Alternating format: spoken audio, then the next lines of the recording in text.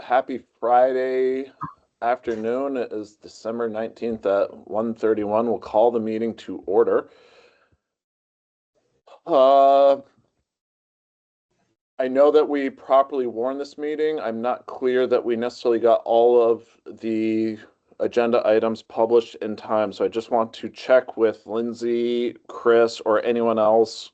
Do we need to make any amendments to the agenda as we have it before us today? I don't believe so. Okay, so with that said, are there any additions, deletions, or amendments to the agenda, generally speaking? Hearing none, is there a motion to, actually, I guess we don't have to approve the agenda. We need to have a discussion and approval of meeting dates and times. So I guess this is really just floating out. When is a good time for us to start meeting? Chris, can you give us a layout of what the Administrative Rules, Administrative Procedures Act timelines are, the LCAR, ICAR submission timelines, if you know them? I did not talk to you about this beforehand, so I don't want to put you on the spot if we're not ready for that. I don't know them off the top of my head. I've been speaking with Lindsay about this. I don't think that there is any specific deadline. Like, it has to be in by March 31st or anything like that I'm aware of. I will say they do have a meeting schedule, so we'd have to meet it within that schedule. I just don't know what it is. From my experience, it's rolling, so it's more a question of like when the council would like to have rules start the process, and then depending on the dates for everything, like you can kind of plan on 3 months, 3 to 4 months from start to finish, just by the time you line up with all the committee dates. So depending on when you want it all approved, you can work backwards from there. So with that understanding, I will submit the item of awareness that I've been given, which is every time we submit new rules, changes to the whole thing, we pay $2,000. So to get everything done is ideal for the sake of cost efficiency. With that said, Mr. Chair, Mr. Director, do you have any marching orders for us for when you want all of this done? With any degree, understanding some of these things are responses to audit items. Some of them are critical operational issues. Some of them are, we never thought of that items. I don't have any specific marching orders. I would just like to make sure that we are comprehensive in our review and look at what it is that we want changed, and then be cognizant of things that are related to statutory requirements, that there may be agencies outside of us that are looking for modifications that would then impact the rule that we might be working on. So I don't know if I have a specific time frame, but I think the sooner we can start working on them and identifying them, the better, and just trying to get as much as we can crammed into that whole process. Yeah, I'd agree. As many as possible.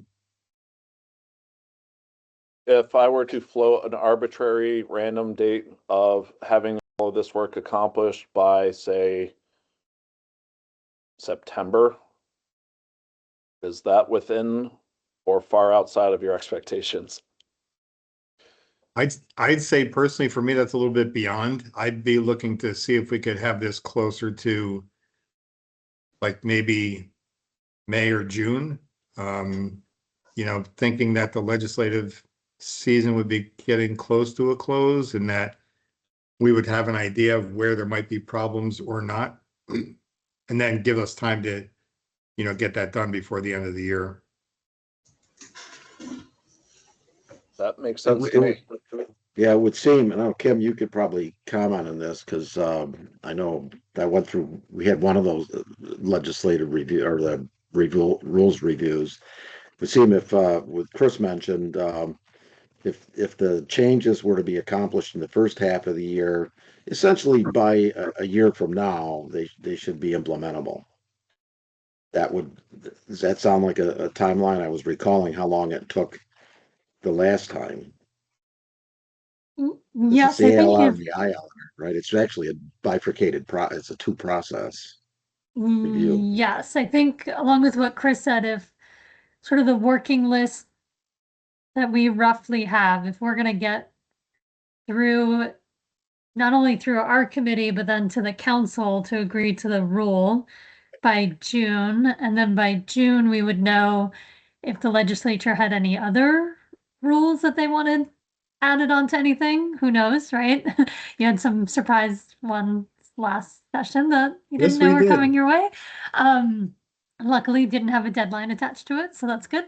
That would make sense that then we could, any new ones, quickly deal with those in the summertime with the objective that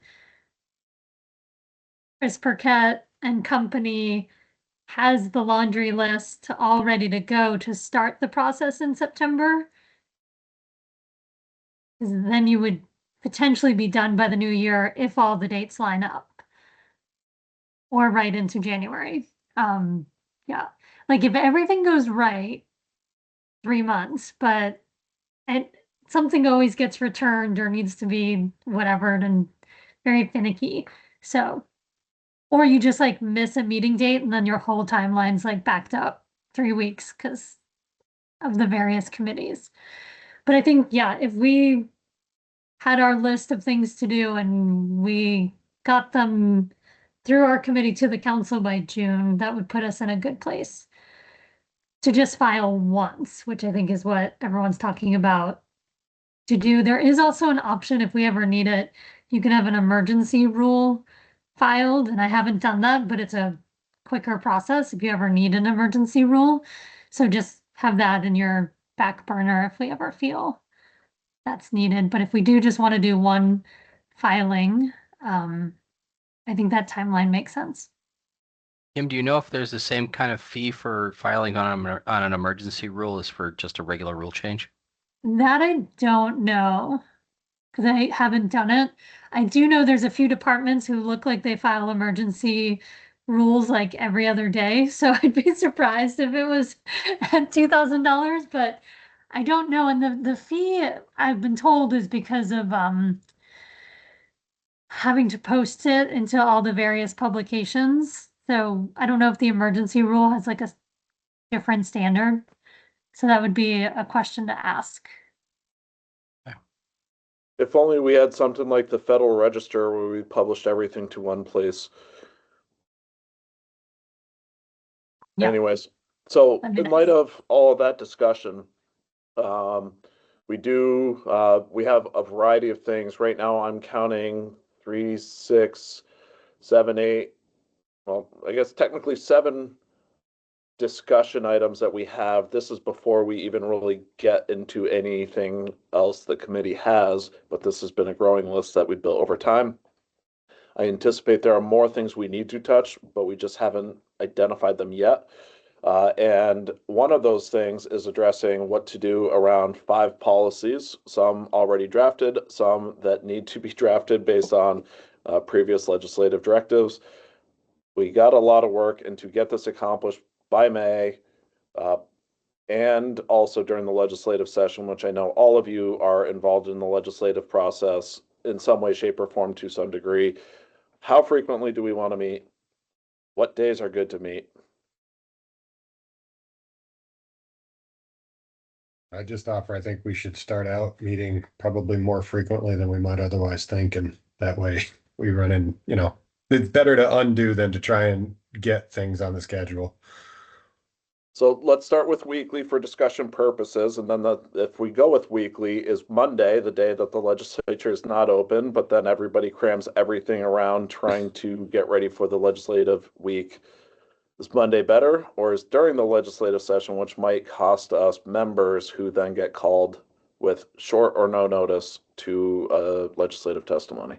Is there a preference for anyone?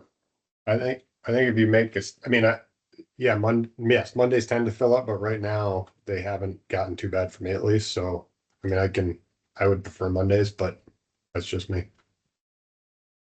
I would prefer Monday afternoons potentially, or if we have to go to another day of the week, that it's during the lunch hour.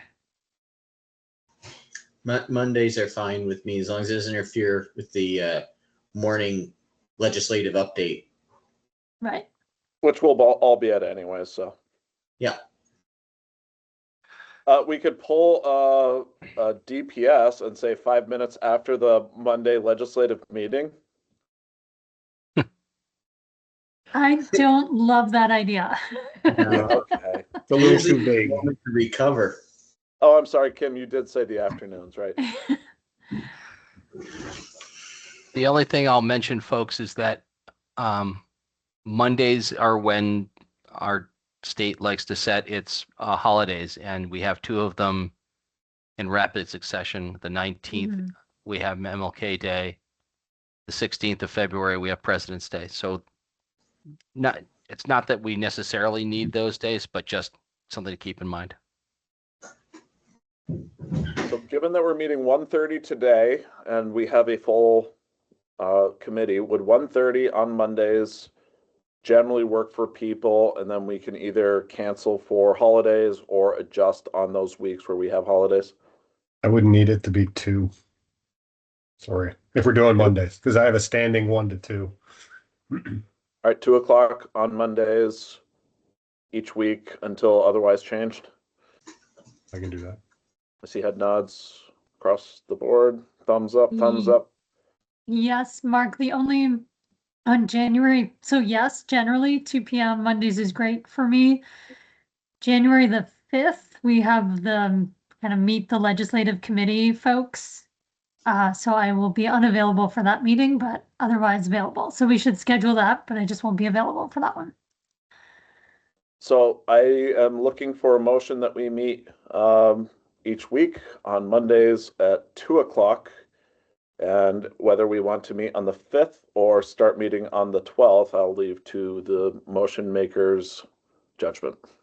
I'll make a motion that we start the meetings on Monday at 2:00, starting on January 12th. Is there a second? Moved and second. Any further discussion? Hearing none, all in favor say aye or raise Aye. a hand. Any opposed? The ayes have it. We will be meeting Mondays, 2:00, starting January 12th. And we'll deal with cancellations, I think, by chair's prerogative. So I'll just cancel meetings based on the whim. How's The that? whim and the federal holiday schedule. And if there's a need for us to meet, I mean, we can call a special meeting and I'll work with academy staff to properly warn those. But generally my inclination will be we cancel unless there's a clear objective to have the meeting. But just for transparency's sake, we'll say that. All right. Next up, the nomination and approval of the committee chair and vice chair. So just for the sake of the conversation, the way I became the acting chair, and I emphasize acting, prior committee members of this committee stopped participating for a variety of reasons or passed away. And I think I'm the last stand of the original Rules Committee, which I'm honored to hold the title.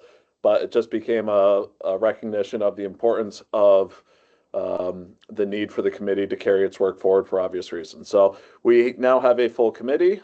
Also grateful for that. The prior committee chairs have been attorneys, which not because of the fact that they were attorneys, they were the chair. It just happened to be that. And it was incredibly helpful to convert the old rules from 2018 to the new rules, the ones that we have now.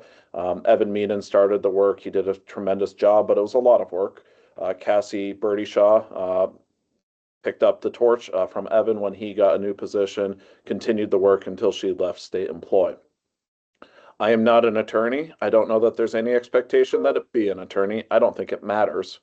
But that said, I will note my predecessors had that credential. Because we have a pretty solid set of rules now and they work, and we also have legal counsel, i.e. Chris Burkett, I don't think that there's a requirement or criteria, but I will call it out.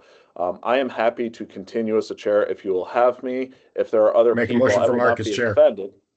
I'm not done, Colonel. I will late. not be offended if anybody else wants to be nominated and carry the torch forward. I have plenty to do. Colonel, do I you restate have my a motion. I didn't hear it. It was out of order. Lindsay, can we second. kick him? All right, so a nomination is on the floor from Colonel Stedman, with a second from Chief Hall. Are there any other nominations?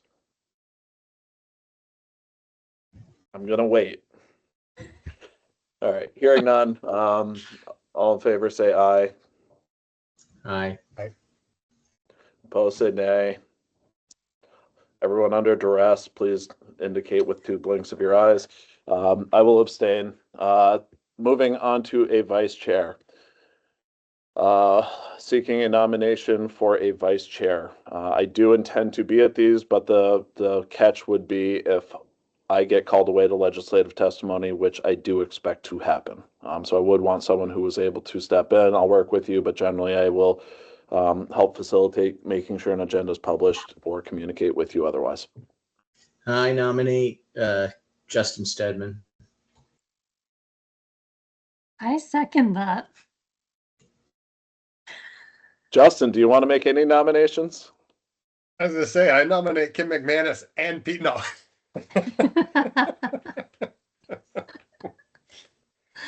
Too late. Oh, yeah,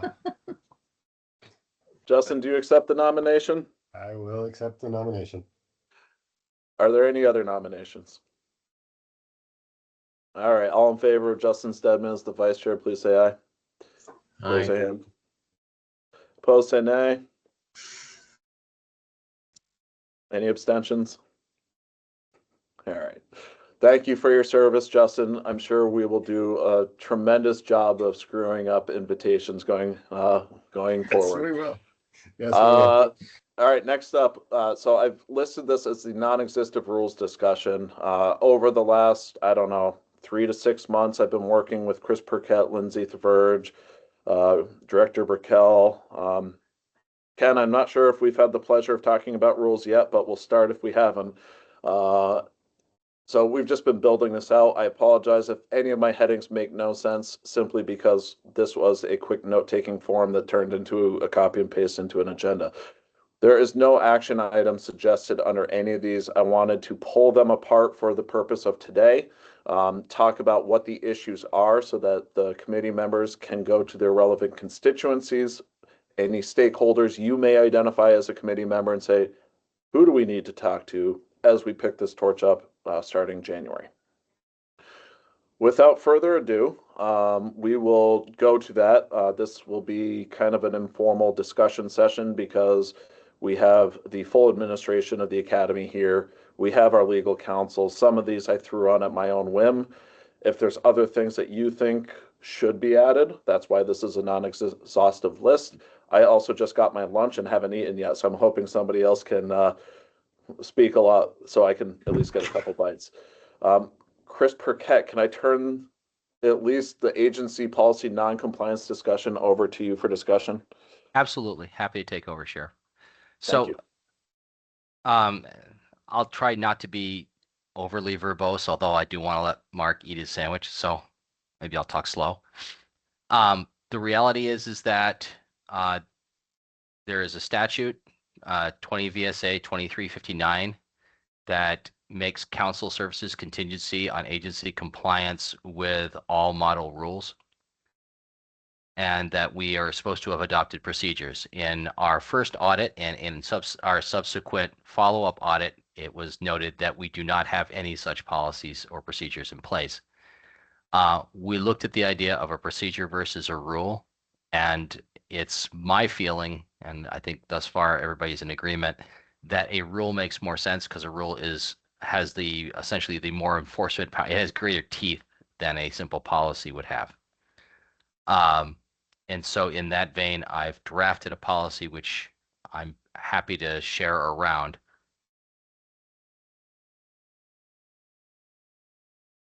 Yeah.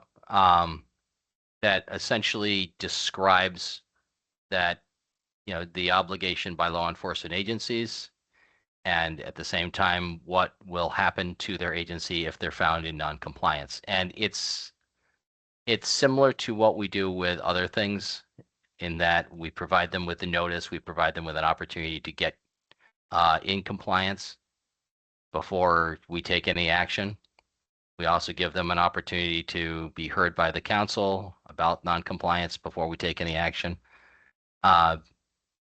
We even allow, because the statute allows for it, them to enter into written agreements to to sort of avoid suspension of services for a reasonable set period of time, so that they can work with VPA to get back in compliance. So it's designed to give everybody fair notice. If they're out of compliance, it gives them an opportunity to make agreements to get in compliance. And it also gives them some due process rights if they're not in compliance, to bring it to the council's attention, and the council can determine what to do.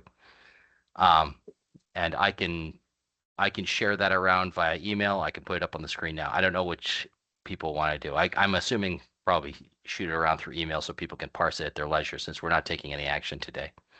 Chris, I don't want to interrupt, but Sure.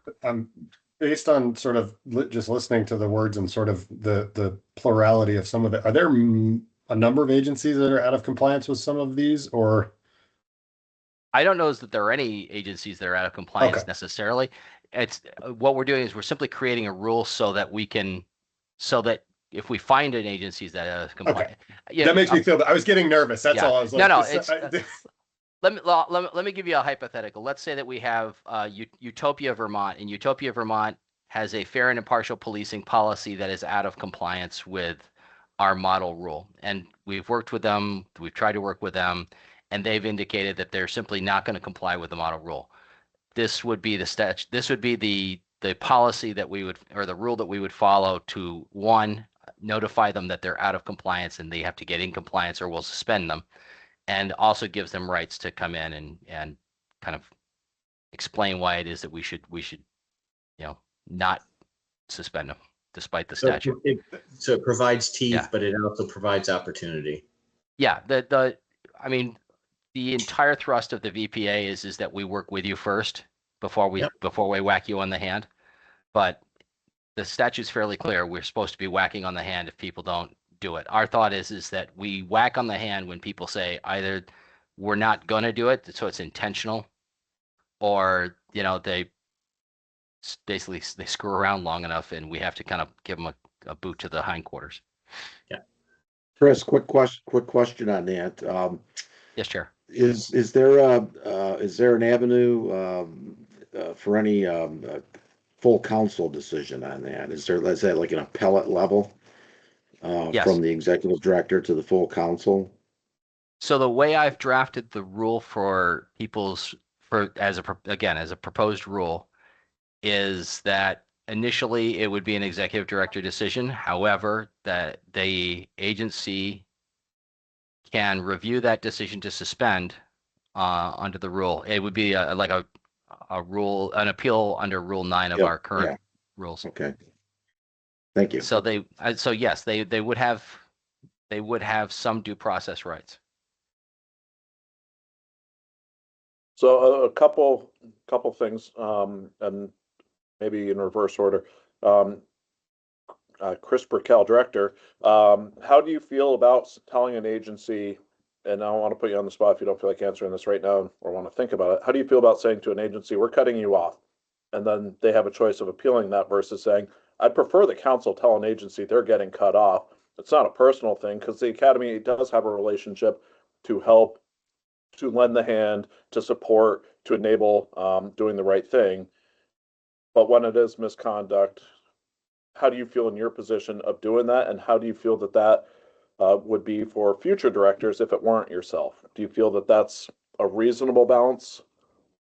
Yeah, I do. I think the guidance would be helpful because as it is now, we always reach out to an agency that's non-compliant for whatever they're non-compliant for and try to get cooperation. And we do that sometimes multiple times. And at some point, whether it's, let me say this, in the experience that I've had, it's never been an agency that has been intentionally defiant. It's been a lack of you name it, resources, ability, understanding of what their responsibility is. But at some point, having that structure would be helpful to say, as the executive director, I've reached out, done this, that, and the other thing, and now I'm moving to this final step. So, and it also gives, us some clarity, and it coincides with the auditor's report of us not taking action that the legislature wanted us to take when agencies were what I believe to be intentionally non-compliant. And then, do you think it makes sense if it were, say, this could be either or options to it? You have administrative authority to do it, but doesn't necessarily have to be administrative authority. The council has the authority to do it, but could depend on the director and could also take it up as an option. Or would you want to recommend it to a committee? It could be the rules committee, the professional regulation committee, the Mickey Mouse committee. I don't know what the committee would be, but say I want this final determination to be made by a group of people, which then could be appealed to the council. Do you have any direction how you would want that to go? Yeah, I think that just adds a never-ending layer to something that then never gets resolved and gives us additional work. And I think it should be a relationship between the executive director and the agency to try to get them compliant. Again, I not just me and the staff here now, but I think any future executive director would hold that same process. And then when it gets to the point where they're non-compliant and they have to be cut off from services, that would still be with essentially the stay of execution, where they can appeal it to the full council and then have the council weigh in on whether or not the director has taken enough steps to ensure that they do that. Because the end result is that even if, let's say I have to hold an agency accountable to the fact that they are non-compliant and they want to appeal that decision to the council, essentially it means for that brief period of time until they've had a hearing before the council, they can't use the services of the academy. That's not going to be that critical unless it's something like at a very end of the year when somebody's trying to do their rule submissions on things that they haven't done. Well, then maybe they should have thought of that process a little bit sooner, but there's got to be some accountability on law enforcement end as well. Kim?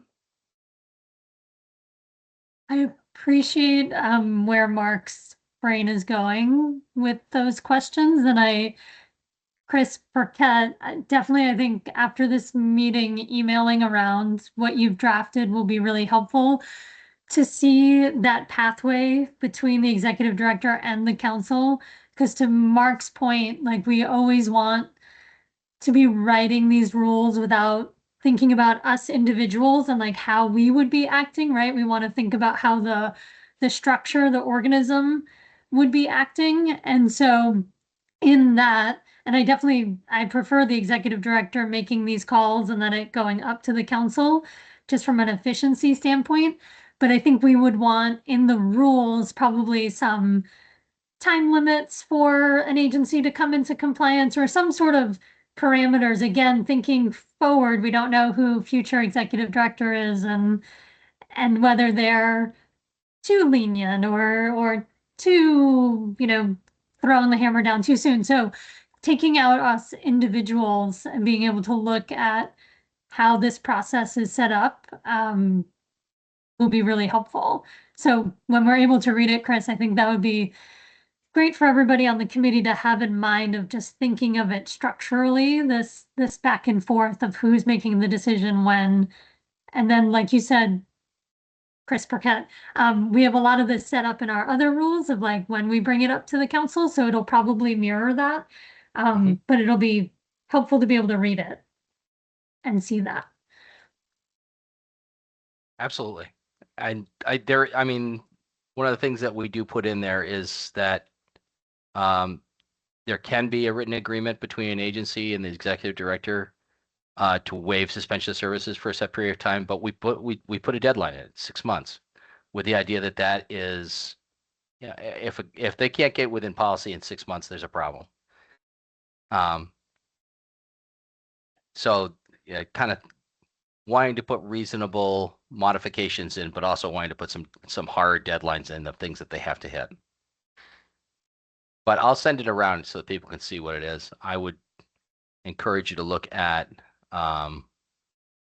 sections E, F, and G, because those are the ones that really are speaking to the issues that we're talking about. Great. Any other questions just in the broad strokes of rule related to agency noncompliance and the direction that will follow? Hearing none. So there are a number of policies that this requires. This process that we're just talking about would require an agency to adopt, maintain, do the things with. I'm going to list those policies real quick. I don't think we need to talk about at least 3 of them. We might have to talk about 1 and maybe 2 because I just don't know the statutory reference off the top of my head. But 3 of the policies are conductive electrical weapons policy. If you have tasers, you have to have this policy. One of them is fair and impartial policing, which the council has its own committee on. They just passed a review. It was not an update to the policy, but rather a review, which was submitted to the council, and I believe the council voted to accept that review, but I forget if we passed it or if that's an action step for a future meeting. And then we have body-worn camera policy, which if you have body-worn cameras, you have to adhere to that policy. So those are 3 of the policies we were talking about that would be subject to this. Any questions to talk about any of those 3, or can we breeze over them for the sake of time? Kim. Sorry, were you saying use of force or fair and impartial policing? I said fair and Right. impartial policing. I realize I don't have use of force included on here, but that would also be on the list. I can't remember, is it like use of force, does that have the same? I think so, right? Yeah, so Statewide there's an mandate. interesting construct of model policies and mandatory policies that exist within the council's purview or the academy's purview, depending on which statute you read, but we're kind of treating as the nebulous one and the same. I thought use of force was mandated. I may be It is. wrong. Yeah. It is. Yeah, there's not a statewide model use of force policy. There's a statewide use of force policy. However, there is a Right. model policy on, I believe it's fair and impartial policing, which is considered to be the floor. So Right. you can have a more restrictive fair and impartial policing policy, but it doesn't have to be that policy. And then CEWs, I don't know, body-worn cameras, I don't recall. I think you could be more restrictive. I think So, those are like, all it- model, yeah. But it's just like we have this strange framework of what things are, but they're also required, but not necessarily required in full form. Just the minimum standards are required.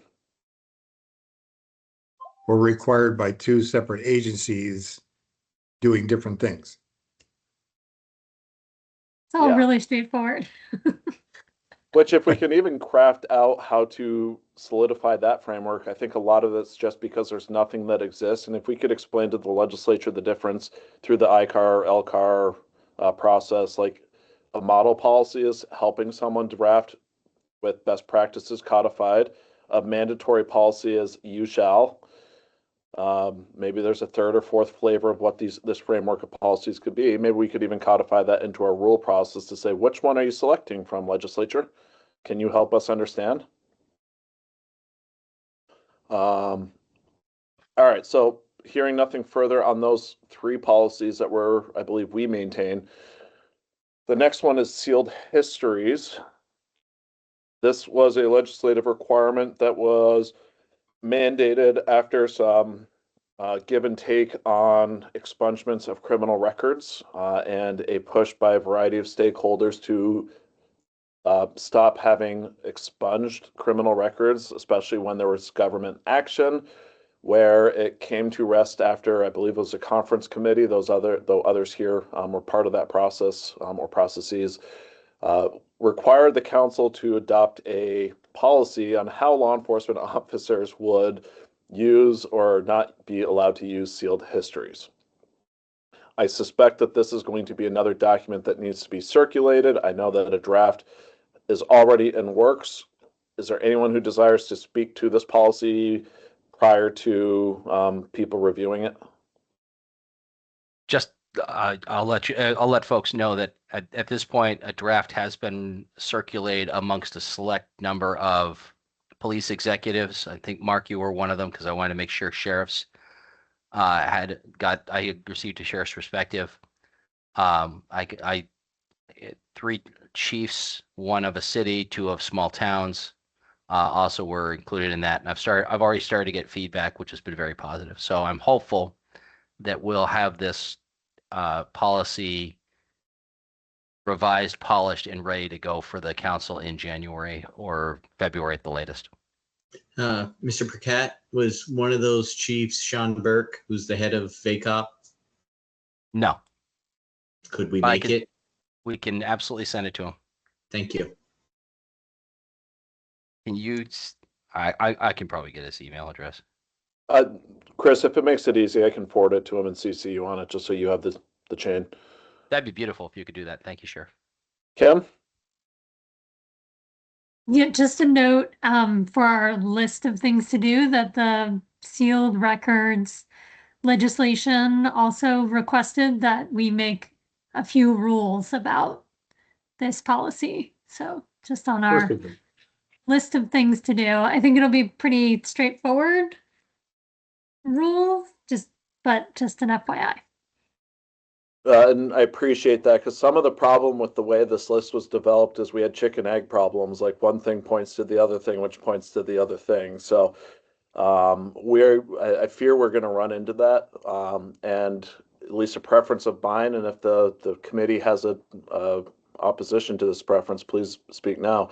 A preference of mine would be that we be efficient in referencing or cross-referencing existing rules we have. So we already talked about, like, hey, if someone wanted to appeal it, we can use existing rules on waivers to appeal something to the council. Let's not create a new rule that creates a new apparatus for how to appeal someone getting cut off. So anyway, yeah, no, that's a good I think point. that's efficient. Yeah, as long as it, right, like when we're doing that cross-reference, right, as long as we're checking the box of what the legislature asked for the rule to be, so that when Chris argues it in front of Elcar, like, yes, this satisfies this. We'll just, yeah, in our list of things to do, have that. And I hope, even though I know the cross-reference might require some degree of additional effort, it will actually be less effort overall for all involved. So. Yeah. Than having to do one-offs all the time. Yeah, no, that's smart. And then we end up in weird conversations like what's the applicable based on conflicting language. So ideally we reduce to get more if we can. Anyone have an oppositional statement to that?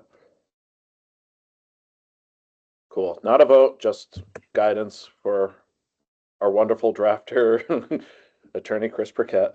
All right. I don't know if somebody can look up 20 VSA 2411, but that is also one of the policies that we apparently have to pay attention to. And I did not write enough notes to see that. So anyone who wants to I just speak looked to it up. Give me just a sec. The council may adopt rules to implement the provisions of the subchapter. So basically it's just the statute that says we can Make rules. make rules. Yeah. So more just giving us, like, if we want rules in other areas, that's our catch-all. anything else. Got it. Yeah. Is there anything else? We'll get there. We'll get there. All right. So next up, and certainly we can loop back to these if anyone has a brilliant thought, but again, we're just trying to get awareness so that we can go through these more in depth. Next up, we got the frequency of our rules review requirements. Currently, I believe rules require that we do this every year, every 2 years, which in theory requires us to resubmit it to LCAR, ICAR, which then in theory requires us to pay the fee, which is absurd if we change nothing. Based on how our rules are currently written, as we have interpreted it, I think. Checking the rules right now. Yeah, I don't remember that. Someone Sorry, said missed the something like first this part. to me. Is this the tuition-based one where No. we vote Oh. on the tuition and It fees might each be- year? It might be tied to the tuition, so the tuition and fees have to be approved each year. The fees are set in rule because the fees are set in rule if there's any change, or and we might have to annually do it based on our rule on Rule 11. So that becomes us having to update the rules every year. So then it raised the question, how often do we want to raise our rules? Thank you, Lindsay. Ooh, My thought being an annual review of rules is not a problem. Maybe a biannual review of rules, since that follows some of the other constructs of things that we also, as a council, are responsible for reviewing. And generally, our rules don't change that often. So to say, we looked at them and we don't see any areas for work, we phone in a review session and either make recommendations to the council to reopen our rules, or we say we're good and move on, but at least we keep a pulse on it. That's my opinion. Did you say review has to go to ICAR and LCAR too, though, if we review them and don't do anything? I think what Lindsay just said is because of the language in Rule 11, we have to go every year, because the rule itself says we will go every year. And that's one of the things we're going to clean up in our next conversation, is to say that's silly, that wasn't intended, that was just how it was written, but nobody really that had it as an intent. I don't think the LCAR or ICAR would have received it that way. Okay. But it's kind of what we wrote. So then it's saying, can we have a process approved by LCAR, ICAR to update our rules? I'm sorry, update our fees each year at a council vote, a hearing, or whatever that process needs to be. But it raised the question of how often should we review our rules? Which currently we have to do every year for the fees. Correct. For fees, yes. I just want to reread Rule 11. Well, it's every time that we change our base Um, tuition rate under 20 VSA 2355, we have to do through formal rulemaking. So in Right, so it's theory, basically, if we were to change every year, yeah. we'd have So- to go through that. So I mean, every time that we look at our tuition and the base rate changes, if we're ever going to change it, it has to be done through LCAR. Right. So it's only if there's a change. Which also includes the entrance exam fee. Does it I include think that's food? actually, for some reason, I think the entrance exam fee is set by statute. It Which- is. Yeah, It is. which vexes me. So there's nothing we can do about that. Yeah, and it That- says specifically in our rules that the entrance fee, those fees need not be adopted through formal rulemaking. Yeah. Yep. So that's yeah. So it's Can't- really section D of Rule 11 that is causing us so much heartache. That if we could delete that, we'd be ecstatic.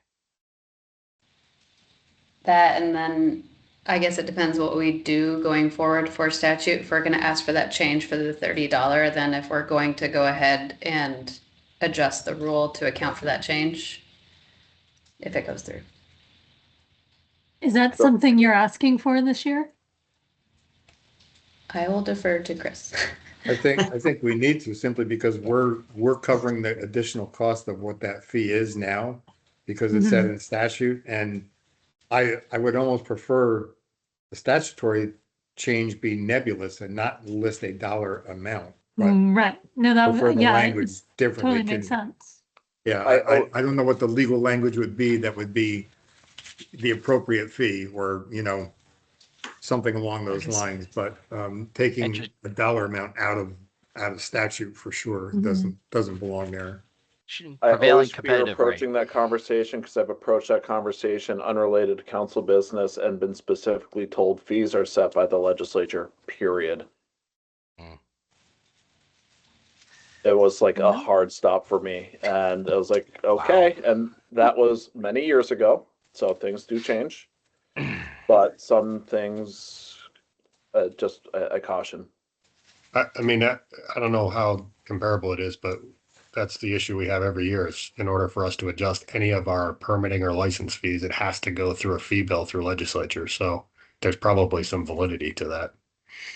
But I also pose the question of could the fee bill also be the bill that covers these things as opposed to our rules? Since we codify it in our rules, if Yes. Yeah. the legislature changed it, do we have to go through the rulemaking process?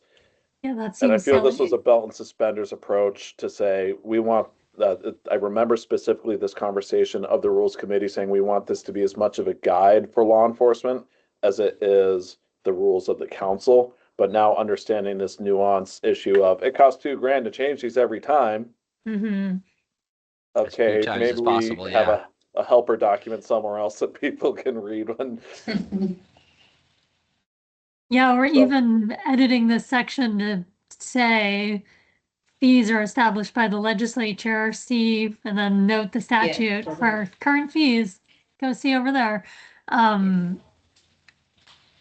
Yeah, so we would just have on that one, aside from needing to change the statute, but like in that statute, it doesn't say anything about needing this to be in our rules, right? Like we would just don't. have to make sure there's no requirement for it to be in our rules, and if there isn't, then we can edit that.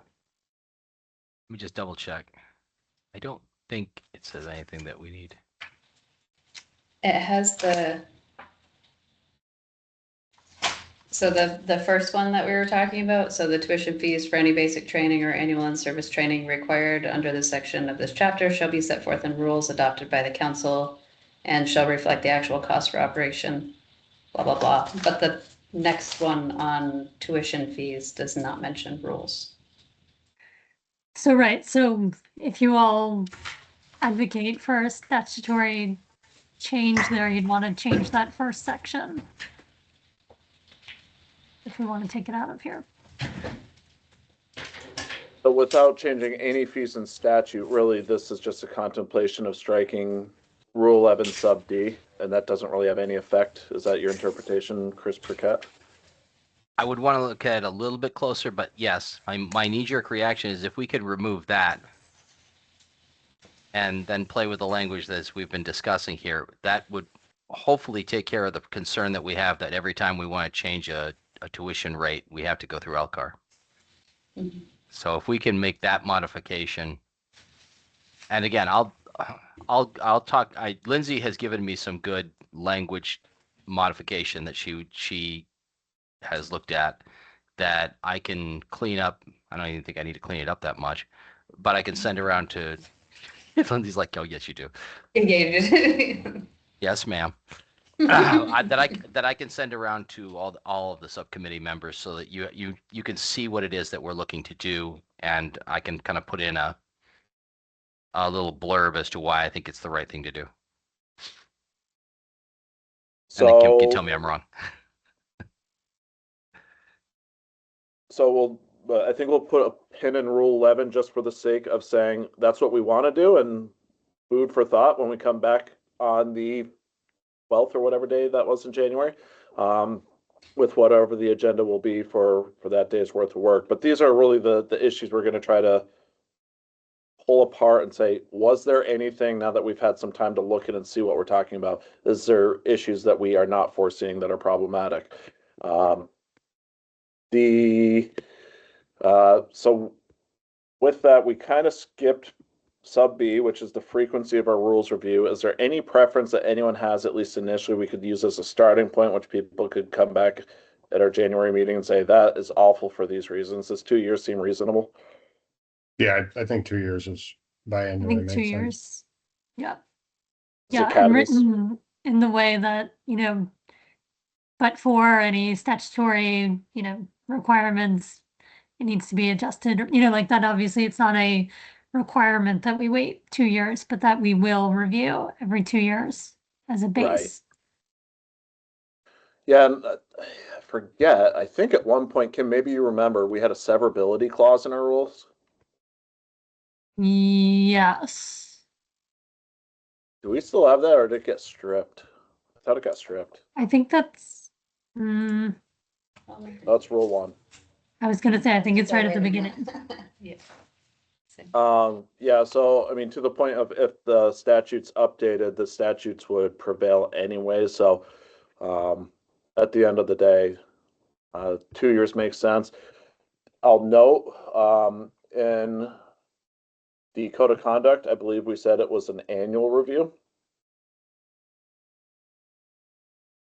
So, which is in Rule 28. Scope. Annual review. Code of conduct is reviewed annually by the Professional Regulations Subcommittee with any recommended changes presented to the full council. So, right, that's for the code of conduct though, not for like the rule on the code of conduct. Correct. when did that rule go effective? Because obviously, if we're past the annual deadline, I want to bring that to the subcommittee chair's attention. It was like mid-January that rule went into effect. And we had just 2025 or Approved- 2024? 2025. Okay. 2025, because the code of conduct went through the council fall of 2024, Current rules effective February 2, 2025. February 2. There we go. Yeah. So it's coming up on a year. I'm gonna just make a mental note. I got to email Trevor and let him know that we need to, on one of our next subcommittee meetings, do a review. All right, Year so moves fast. we'll at least start with a biannual review. And again, check with your people, whoever your people are. If you feel it should be more, less, something else. That's the intent of our next conversation. I'm going to skip over sub C for a minute.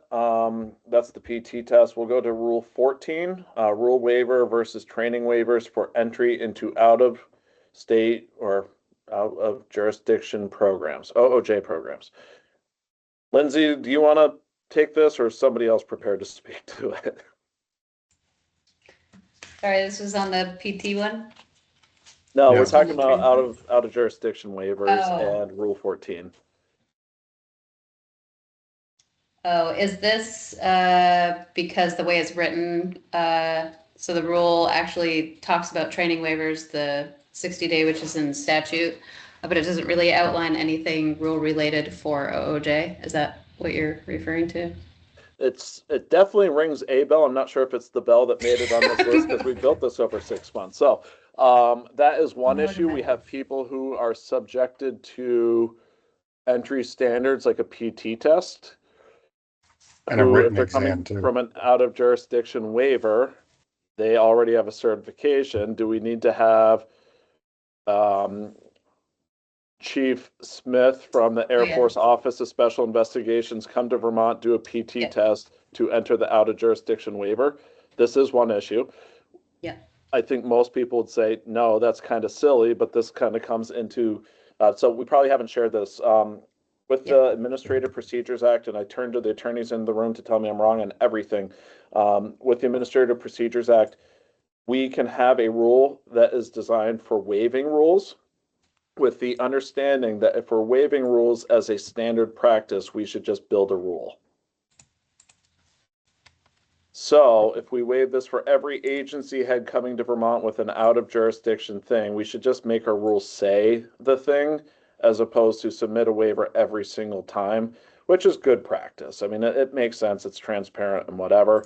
And they also the legislature does not want the waiver system be used to do an end run around the rules process. Like, they want the rules to stand as rules, and to waive everything would also make them ineffective. So logically it makes sense, but out of jurisdiction candidates would be subject to all the things, and it does not seem consistent with what we want, especially when some of these entry requirements are designed for can they complete basic training, and they're not going to do basic training. But then what are the rules? Do they need an entrance test? Do they need a diploma? Do they need a medical exam, a physical, a background check, and a character check?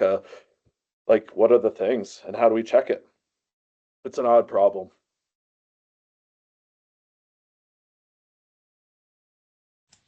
And hopefully some of this, we're in conversation between waiver and TAC, will be outlined a bit to have a recommendation on that.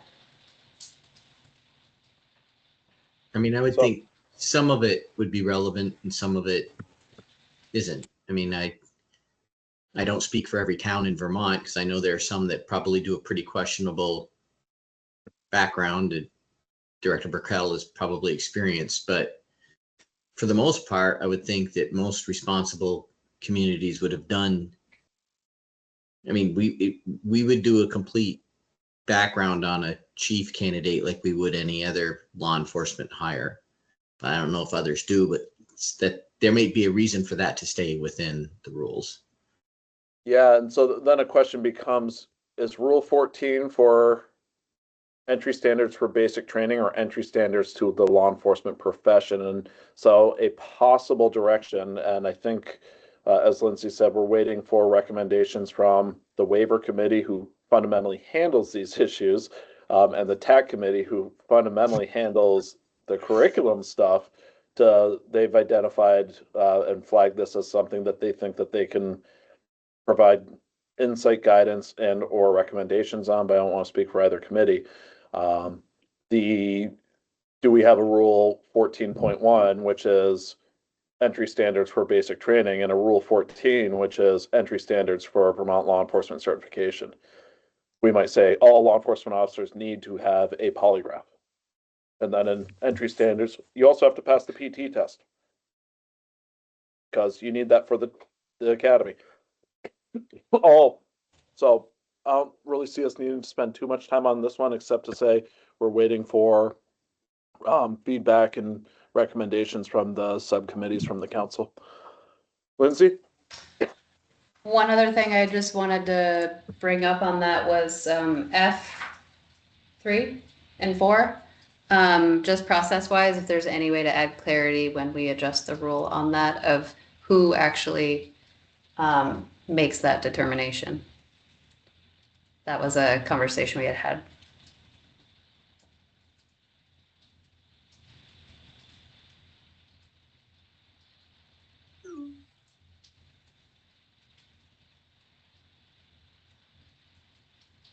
Noted.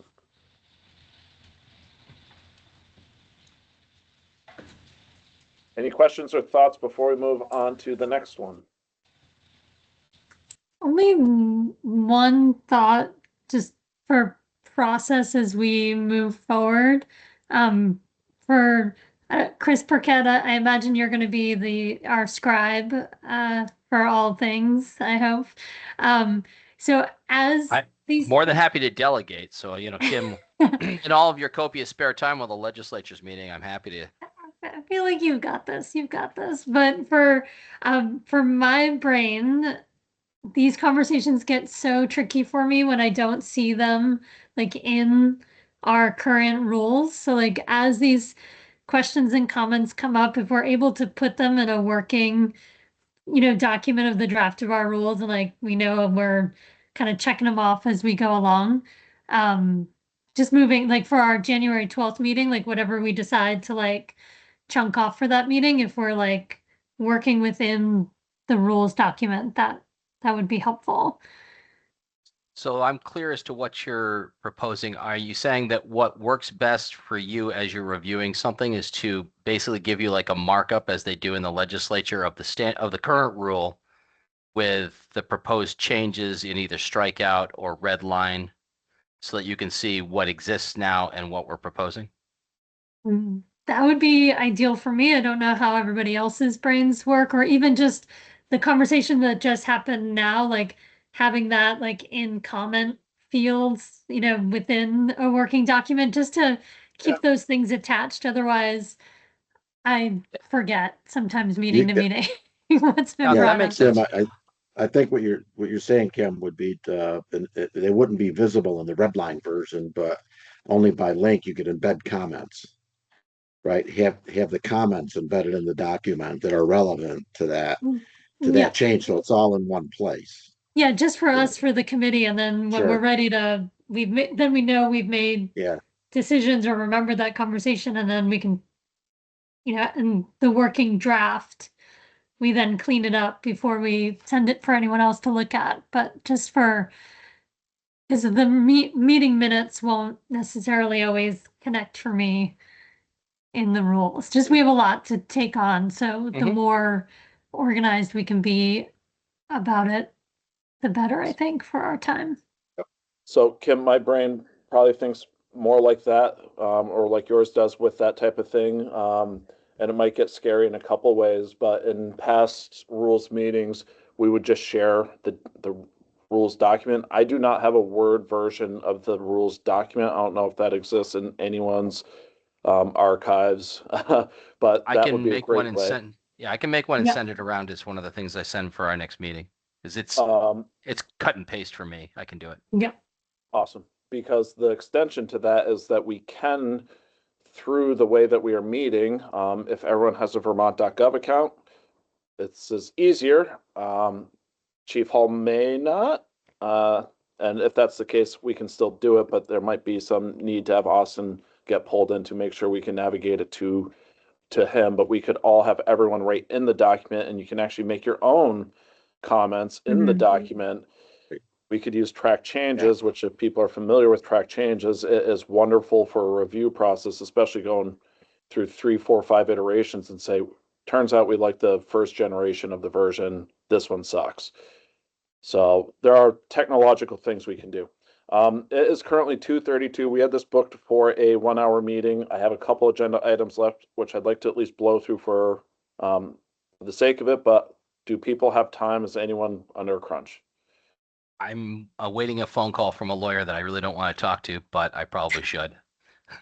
But I'm happy to blow through and let him go to voicemail and call him back. Anybody Yeah. pressed for time? I have a And we'll- 2:30 meeting. I told them I would be 10 minutes late, so if we want to just crank through, that would be great. Great.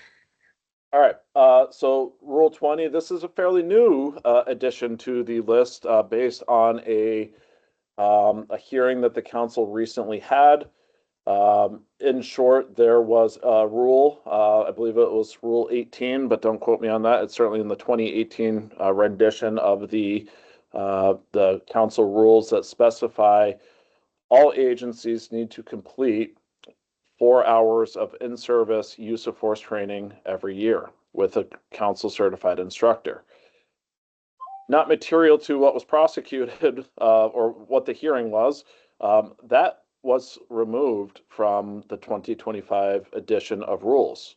And so one of the discussion points during that hearing was that a version of use of force training was delivered, whether right or wrong, whether evaluated, not to contemplate in this committee, except to say, was that an intentional deletion?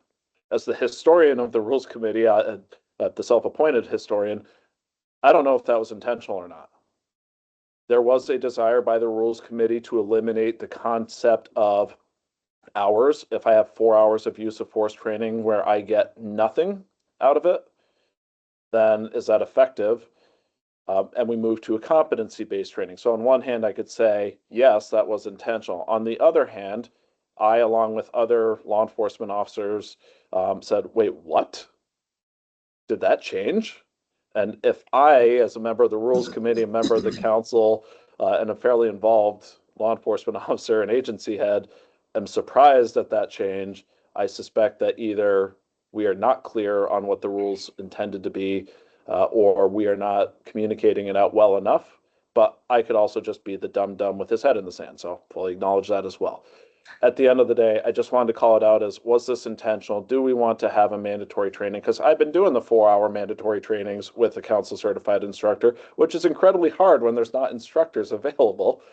But I also want the training. I want my agency following the standard, the statewide policy. So a discussion around that, that was one of the things that was an aha moment during that hearing. Rule 27, default judgments, also based off a professional regulation hearing, where we had to have a hearing with basically a non-responsive respondent who was convicted, imprisoned, and ultimately just didn't answer any of the notices of hearing or any of the process that a respondent to a professional regulation hearing with the council would have. He did not show up to the hearing to decide whether or not he would be decertified or not. And ultimately, a hearing was conducted that was a one-side case to decertify him. A question that was posed, why were we doing this? And it's because we don't have a rule for default judgment. As such, the contemplation of a Rule 27 default judgment was floated at some point.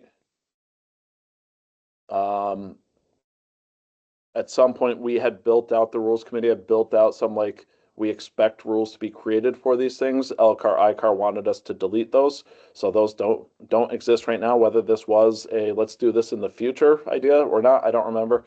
But at the end of the day, it seemed like a good idea, at least have a default judgment process. Which brings us, any discussion on those two items before I press to the last rule discussion? Yes, Joseph, I very agree with quickly, both of them. just the use of force was an intentional removal of 4 hours, I believe. What was not removed was the requirement to do it based on the VCJC curriculum and by a VCJC certified instructor. So that was additional guidance that every agency had got from us. Okay. That came out before the training requirement. But to your point of the hours, it was even specific to DV. Why are we requiring an hourly requirement when we want competency-based training as opposed to mandating hours? I'll leave it at that. Can I just ask one quick follow-up? Was there a desire to steer away from minimum requirement? I think it was for a number of reasons. One, we were always hearing agencies complaining about time and expense that it cost them and getting somebody certified there. But we were really just trying to prove that we don't want people just to do training for a number of hours just to say that they've done it for a number of hours when that doesn't prove anything. And sometimes there are no competencies attached to that number of hour requirement. So we really wanted to focus on where everything was changing to competency based. And then some of that was defensibility, working with IATLS, who said competency based is a more defensible model. If, for example, Officer Snuffy attends 4 hours of compliant handcuffing, but it's based on the VCJC curriculum, and then Officer Mouse, they attend 4 hours of non-compliant holds, techniques, kicks, strikes, whatever, and both are introduced into the same situation with the same training. Are they both set up for success or failure? So it just became kind of problematic when we say there's an hours-based requirement. Though hours are easy to assess, competencies are harder. So that was a big discussion.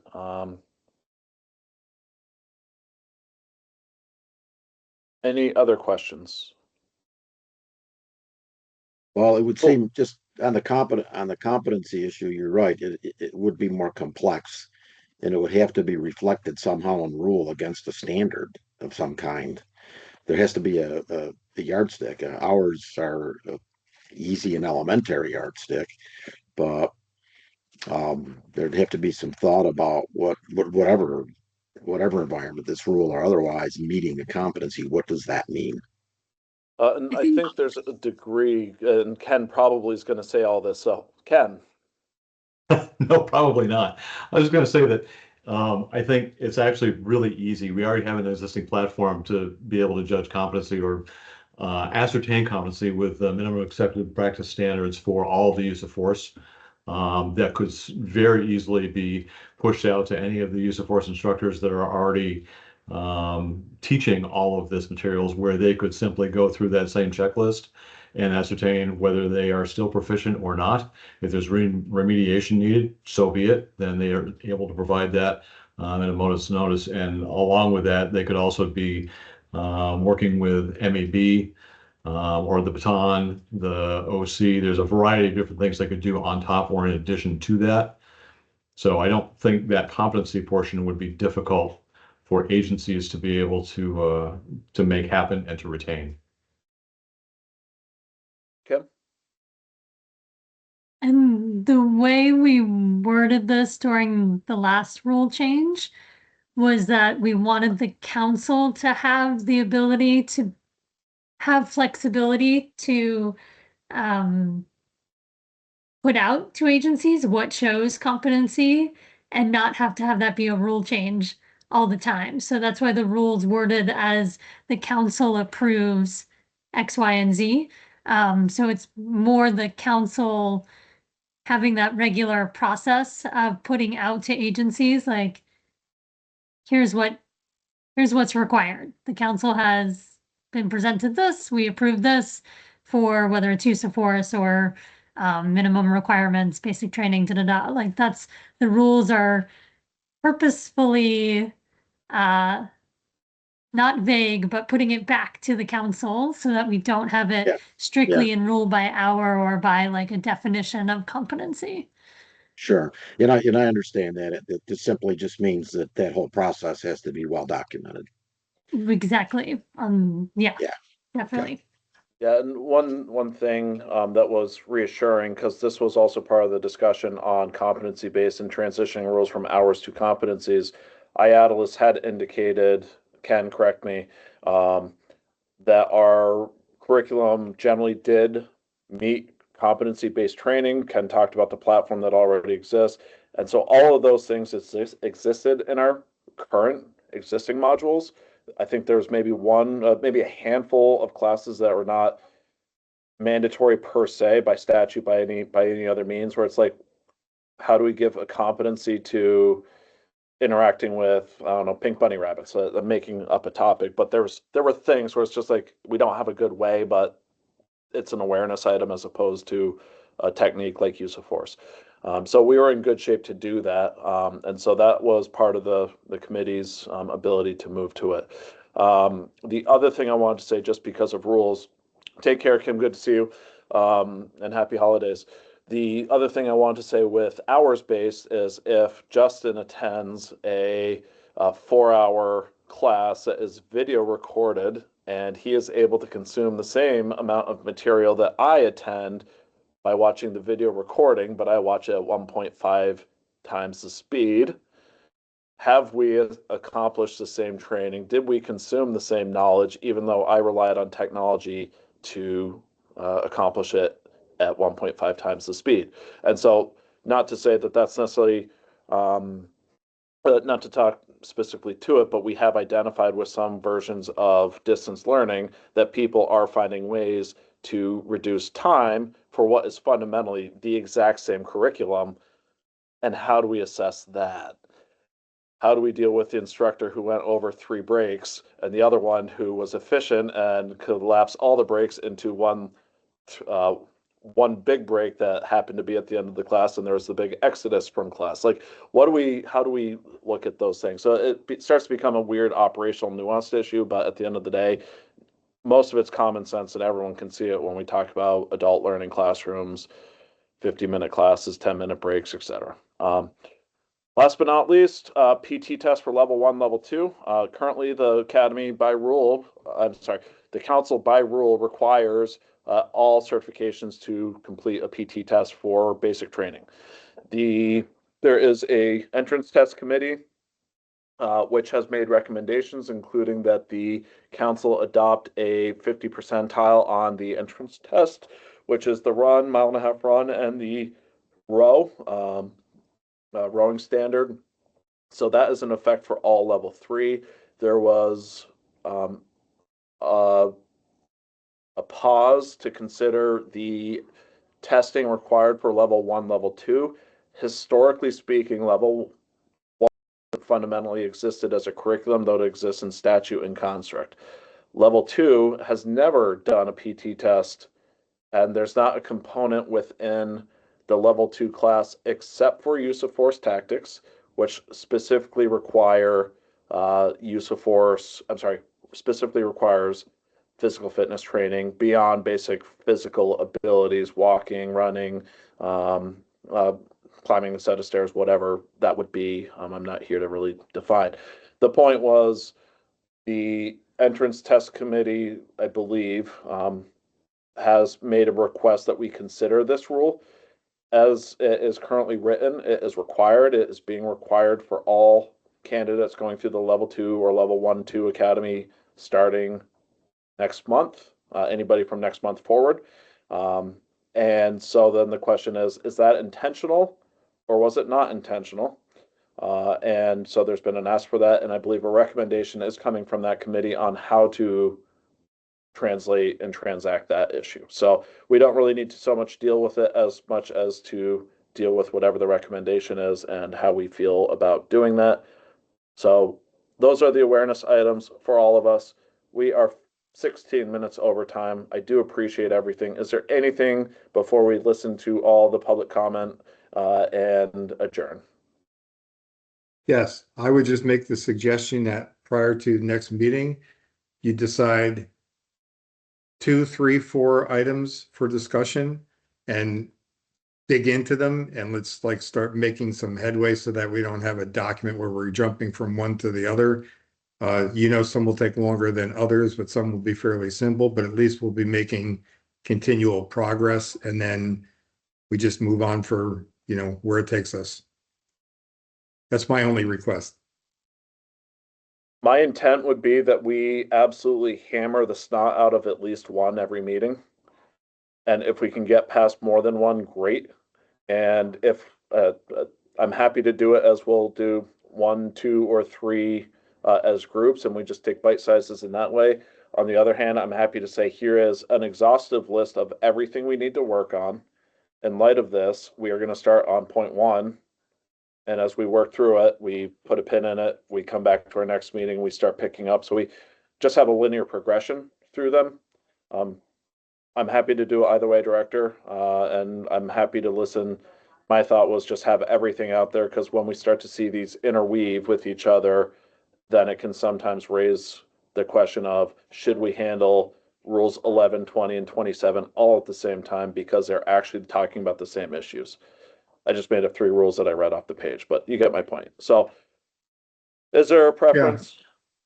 I do, and I guess like for me, my perspective is that, we've had a rule that hasn't been enforced for years, and now it's being enforced at the first of the year, and we've got 2 different levels of percentages that folks have to pass by, and that seemed to be a concern, at least with one sheriff bringing that up for us to contemplate whether or not this should even be a rule. So where does that get? Is that at the beginning of the list because January is around the corner, or is that somewhere in the list where it is here towards the end? Like, I just want to prioritize what this list is that folks are dealing with. My personal opinion, and everyone can disagree, the rules will not change until these make it through LCAR, ICAR, and therefore if a sheriff or if an individual wanted to change the rule or the rules, a waiver request would be necessary to be submitted in accordance with the waiver to the rules. So if there was a desire to waive the PT test for the level 2 standard, that could be introduced to, I believe, by rules, the waiver committee, but it might be the full council, to say, how do we consider this request, and is it intentional while the rules committee takes it up in parallel? I don't see us being able to transact any of these quickly and implement them without doing the emergency rulemaking process that I have no knowledge of.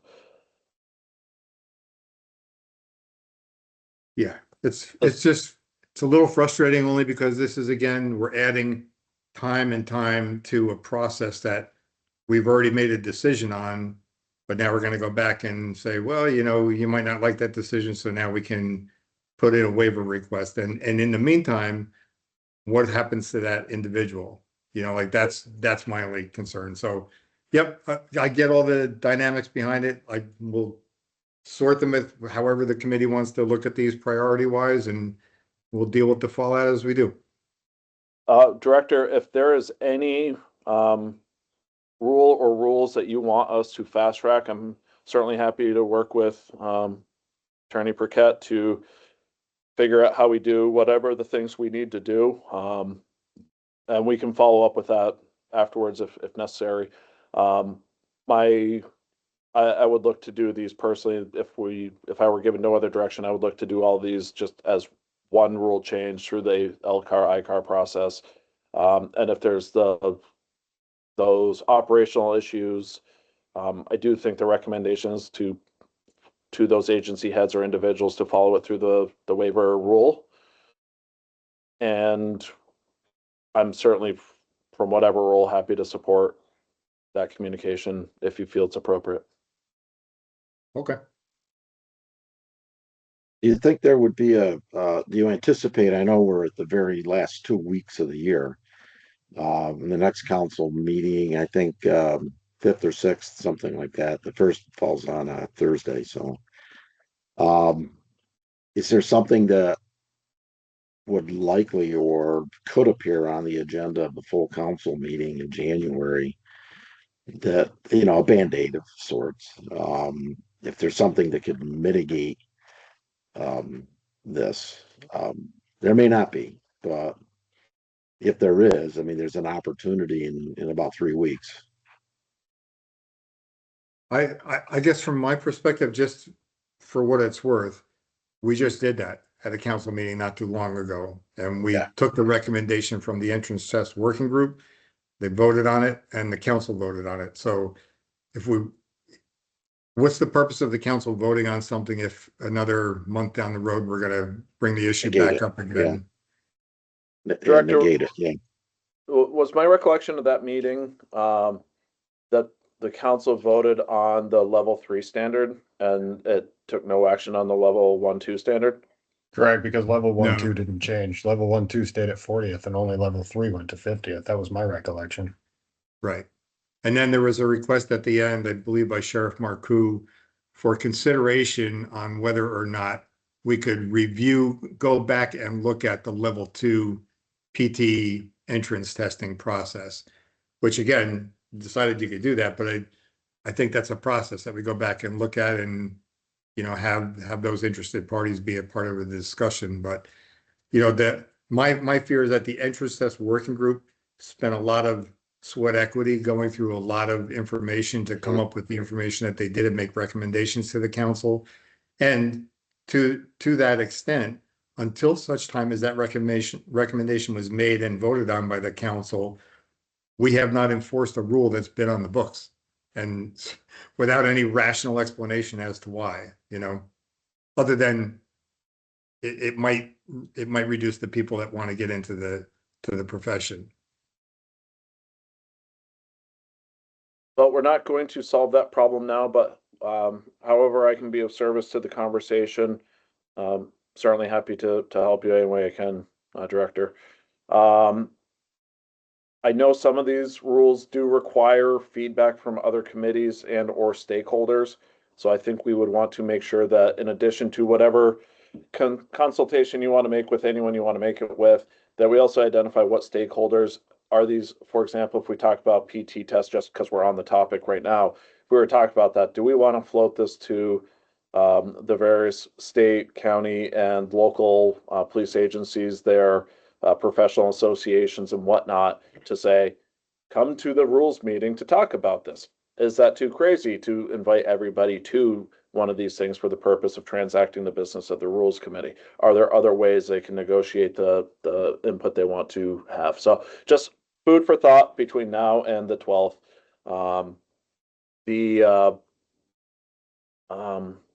But we probably won't prioritize anything for the 12th that requires other committees to come back, because we just don't know that we'll have their feedback. And as I suspect, they're going to delay their meetings until about the same time we're coming back in January. So at the end of the day, we'll start with the light stuff and probably the stuff that Chris Burkett has on the non-compliance, since he has that drafted. So we'll focus that. I'll just make a commitment. We're going to focus on 5A, the agency policy non-compliance, as our first topic. Also, between now and the 12th, if there are other rules as you marinate on all of this that you say, we've missed this, we had a mistake, an oversight, we've always wondered why, let me know. We can add it to the list. If the group wants to say, nope, not right now, for whatever reason, we'll cut it off. But if it's like, an aha moment. I'd rather get it on and save $2,000 in a future rules making session. But we know we're gonna have to spend the $2,000 on this one. Any members of the public, including Academy staff, that would like to make any comment? I think Kim's son left the room, so when Kim left, so we won't ask him. All right, well, allow me to be one of the first to wish you all happy holidays, Merry Christmas, Happy Hanukkah, anything you celebrate. Really appreciate all the work that all of this went in, and for all of you staying an extra 26 minutes. Is there a motion to adjourn? So moved. Moved by someone, Colonel, Second. second by the chair, by acclaim. Take care, everyone. I'll probably plan a longer meeting, and if we don't need the time, we won't use it, but just don't be surprised when you see that. Happy holidays, everybody. Happy you. holidays. Merry Colonel, Christmas. can you stay on for a minute with Chris Burkett and I? Did you say You me? didn't- Yes, Oh, sure. Yeah. thank you. For Academy staff, just a real quick question. Who should I rely on for warning meetings? Is that Lindsay, Chris, Ken? You could, We're- I think I'm staff for the rules committee, so in theory, me, but if you could CC Lindsay, because she's the backstop and make sure that the wheels always run. I Yep. intend to put out hopefully draft minutes for this within 7 to 10 days of the next meeting. So you should get that along with the attachments of the proposed Rule 29 and other things. Great. Thank you so much, Chris. I will CC Lindsay on it. Take care, everyone. Thank you. See ya. Thanks, Mark. Chris, are we done recording? Hang on, let me turn off the recording. It's gonna take a sec. Oh, good.